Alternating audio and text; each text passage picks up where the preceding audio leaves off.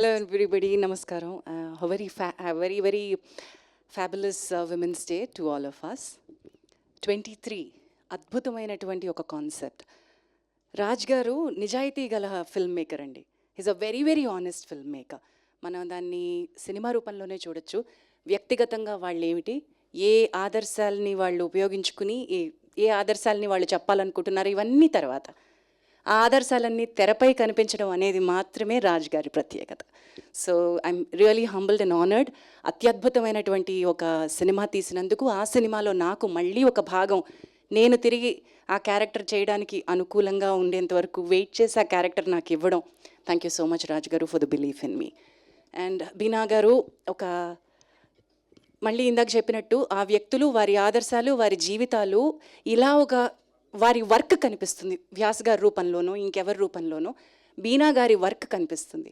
కానీ వారు చేస్తున్నటువంటి తెర వెనక పనిని తెరపైకి తీసుకురావాలనే సాహసం మళ్ళీ రాజుగారు చేస్తారు. ఈ నిజాయితీ గల వ్యక్తుల్లో ఉన్న ప్రాబ్లం ఏంటంటేనండి, దే విల్ వాంట్ నిజ జీవిత కథలు. ఆ నిజ జీవిత కథల్ని అంతే నిజాయితీగానే చెప్పాలి అనుకుని పరితపించిపోతారు. ఆయన అదృష్టం ఏంటంటే ఆయన రైట్ రీసోర్స్ పర్సన్స్ని వెతుక్కున్నారు. మా ఎదురుగుండా వెంకట సిద్ధారెడ్డి గారు కూర్చున్నారు. ఒక కన్ను ఎక్కడైనా సరే వజ్రం కనిపిస్తుందా అని వెతుక్కుంటూ ఉంటుంది ఆయన కన్ను.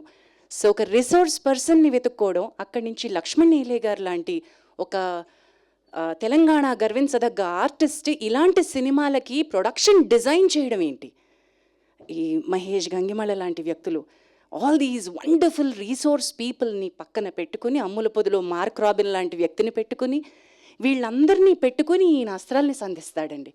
ఏమొచ్చి ఈయనకి అమెరికాలో ఒక సాఫ్ట్వేర్ ఉద్యోగికి సినిమా ఏం చెప్పడం వచ్చు అని మీరు అడగచ్చేమో. But he knows how to utilize the resources and the honesty.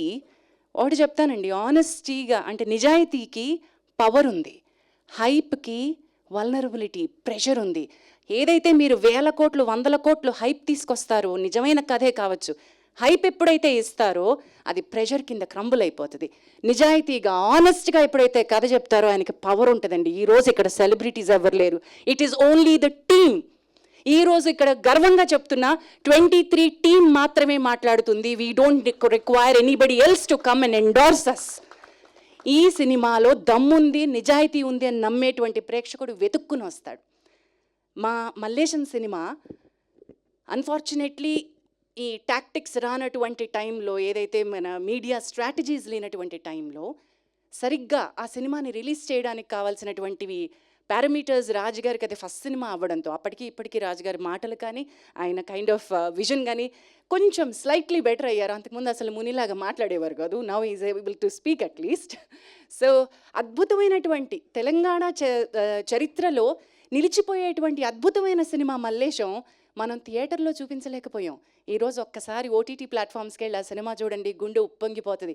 National అవార్డ్స్లో దగ్గర నుంచి మీరు ఈ మధ్య చెప్పుకునే రెగ్యులర్ సైమా ఐఫా వరకు ఎందుకు మన సినిమా లేదు తెలంగాణ సినిమా అని మీరందరూ ముక్కునేలేసుకోవాలి. మనని మనం క్వశ్చన్ చేసుకోవాలి. ఎవరో ఇచ్చిన నామినేషన్స్కి మాకు వచ్చే అవార్డులు మాకొద్దు అని మేము గర్వంగా చెప్పుకోగలిగేటువంటి స్థితిలో ఈరోజు ఉన్నాం. Because our cinema is going to be the pride of Telugu cinema.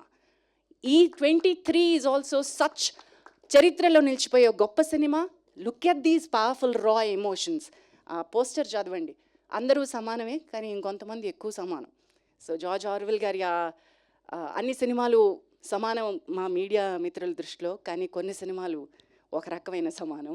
ఈ సినిమా మాత్రం అలాంటి సినిమా, అలాంటి జాబితాలో పడకుండా మా ప్రేక్షకులందరూ కూడా డెఫినెట్లీ థియేటర్స్లో చూసి మంచి సినిమా చూసాము, మార్పు చైతన్యం కోసం నాంది పలికే సినిమా చూసాము అని కోరుకోవాలని, ఒక ఆశించాలని కోరుకుంటూ థ్యాంక్ యూ సో మచ్.